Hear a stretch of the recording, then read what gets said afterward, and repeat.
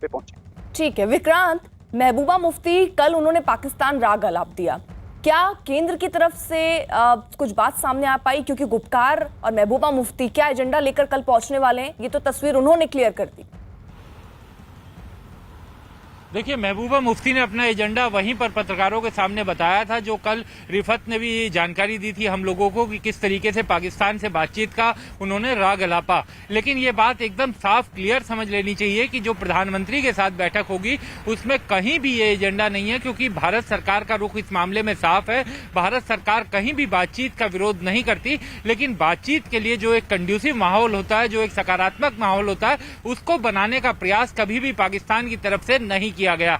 दूसरी बात कि भारत सरकार, ये जो बैठक है इसका मुख्य उद्देश्य यह है कि एक ऐसा माहौल बनाया जाए, सकारात्मक माहौल बनाया जाए और राज्य में एक पॉलिटिकल प्रोसेस की शुरुआत की जाए। क्योंकि जिस समय 370 और 35A को हटाया गया था, तब भी सरकार ने कहा था कि पूरी कोशिश की जाएगी कि राज्य को जल्द से जल्द दोबारा पटरी पर लाया जाए और जैसे ही माहौल ठीक होता है तो राज्य में दोबारा से जो पॉलिटिकल प्रोसेस है उसकी शुरुआत की जाएगी।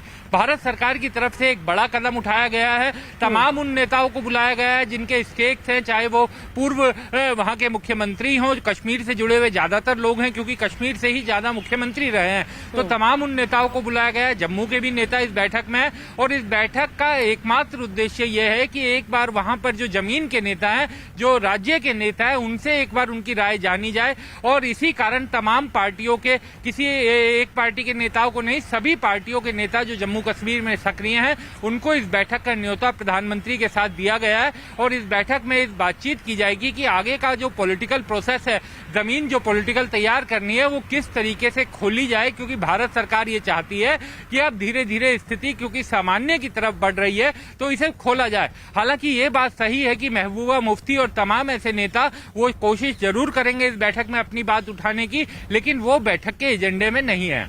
ठीक है, आप रहिए जरा सा। देखिए, कश्मीर के मुद्दे के हल के लिए पीडीपी की प्रमुख महबूबा मुफ्ती ने पाकिस्तान को लेकर क्या कहा था, जरा आपको वो भी सुनवा दें।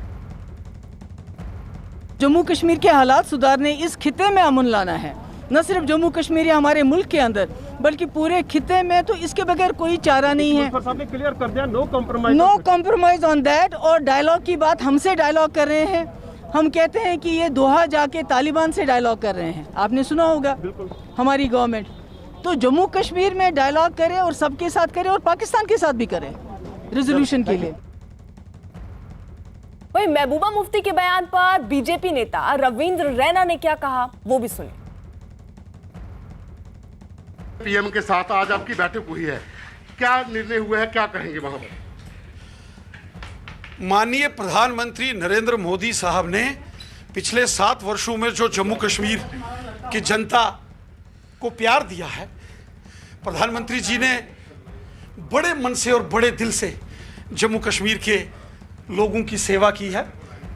और 24 जून को जो ऑल पार्टी मीटिंग्स माननीय प्रधानमंत्री जी ने बुलाई है, हम हृदय से माननीय प्रधानमंत्री जी का धन्यवाद करते हैं।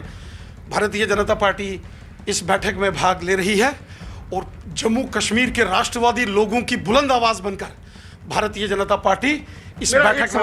आखिरी सवाल है, महबूबा मुफ्ती ने कहा है कि पाकिस्तान को भी बीच में शामिल करना चाहिए डायलॉग के लिए। देखिए, ये केंद्र सरकार का और विदेश मंत्रालय का विषय है। हमने हमेशा अपने पड़ोसियों के साथ अच्छे संबंध रखे हैं, लेकिन सारी दुनिया जानती है कि पाकिस्तान कातिल है। पाकिस्तान ने जम्मू कश्मीर के लोगों को हमेशा हमला किया है, जहां बर्बाद किया, खून खराबी किया है, लहूलुहान किया है जम्मू कश्मीर को।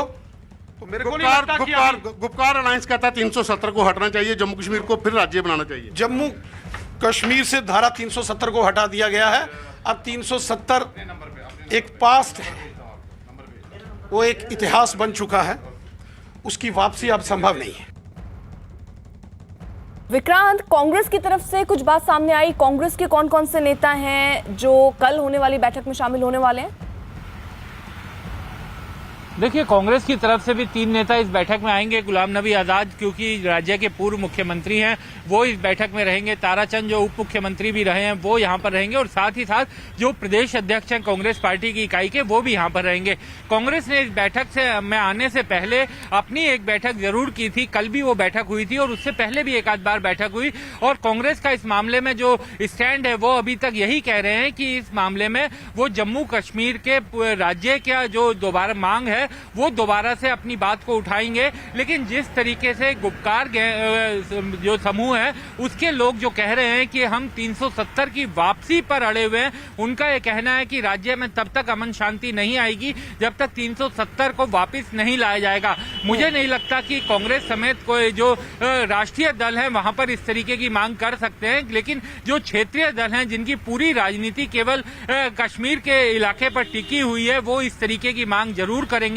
और हालांकि बैठक का एकमात्र उद्देश्य यह है कि एक पॉलिटिकल प्रोसेस की शुरुआत की जाए और उसके लिए सरकार की तरफ से एक बड़ी पहल की गई है। क्योंकि लंबे समय से कहा जा रहा था कि जम्मू कश्मीर के जो नेता हैं, वो ये मांग उठा रहे थे कि सरकार पहल करे। अब सरकार ने एक पहल की है, उन तमाम नेताओं को बुलाया है जिनका जम्मू कश्मीर से वास्ता है, और एक ये कोशिश की जा रही है कि किस तरीके से राज्य में आगे बढ़ा जाए, किस तरीके से राज्य में अगर चुनाव होने तो वो किस तरीके से हो, डीलिमिटेशन का काम जो चल रहा है वो किस तरीके से हो। तो ये तमाम ऐसी चीजें हैं जिन पर क्षेत्रीय नेताओं, स्थानीय नेताओं की भी बातचीत, उनका व्यू, उनका सलाह मशवरा सरकार सुनना चाहती है। ठीक है, रहिए आप जरा सा। देखिए, कश्मीर मुद्दे पर कल जो होने वाली बैठक है, उससे पहले यूपी के मुख्यमंत्री योगी आदित्यनाथ ने धारा 370 को लेकर क्या कहा, वो भी आपको सुनवा दें। उन्होंने उस समय एक नारा दिया था, एक देश में 2 प्रधान, 2 विधान और 2 निशान नहीं चलेंगे।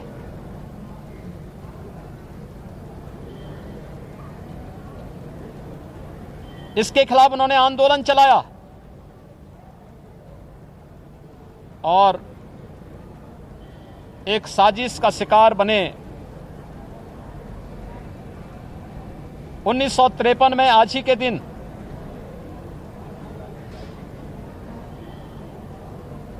उनका वो महान बलिदान भारत की एकता का आधार बना। डॉक्टर श्यामा प्रसाद मुखर्जी ने जो सपना देखा था,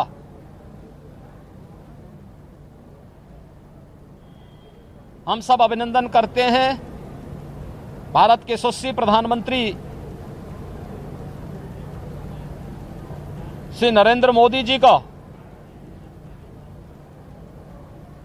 गृह मंत्री माननीय श्री अमित शाह जी का,